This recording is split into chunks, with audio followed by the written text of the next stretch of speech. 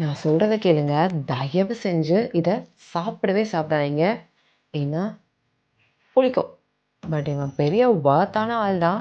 என்கிட்ட ஒரு ஐடியா இருக்கு. அது மாரி ட்ரை பண்ணுங்க. வெறுமனையா சாப்பிடுறத விட அதில நெறைய பெனிஃபிட்ஸ் இருக்கு. ஃபர்ஸ்ட் இத வாஷ் பண்ணிக்கலாம். எல்லா ஆம்லாவையும் இது மாரி சாப் பண்ணிக்கலாம். The powerhouse of vitamin C. இப்போ இது மாரி கிளாஸ் கண்டெய்னர் இல்லாட்டி கிளாஸ் பாட்டில் எடுத்துக்கலாம்.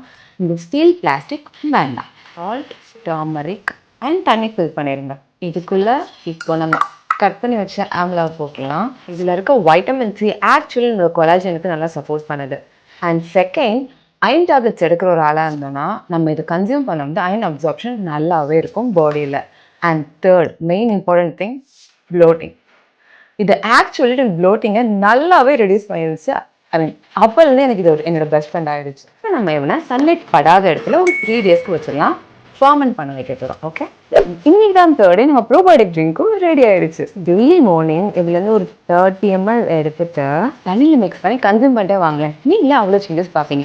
அண்ட் நீங்கள் சப்போஸ் ஒரு அயன் சப்ளிமெண்ட் எடுக்கிற பர்சனாக இருந்தாலும் சரி, இல்லாட்டி கொலாஜன் சப்ளிமெண்ட் எடுக்கிற ஒரு பர்சனாக இருந்தாலும் சரி, உங்களுக்கு தி பெஸ்ட் ஆப்ஷன் இந்த வைட்டமின் சி ட்ரிங்க் தான்.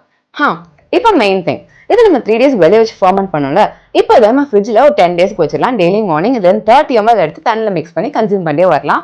நீங்க இந்த கட் ஃப்ரெண்ட்லி ட்ரிங்கை ட்ரை பண்ணீங்கன்னு மறக்காம கீழே கமெண்ட்ஸ்ல சொல்லுங்க. அண்ட் நான் மறுபடியும் சொல்றேன், இது புளிக்காது. ஓகே, பாய்.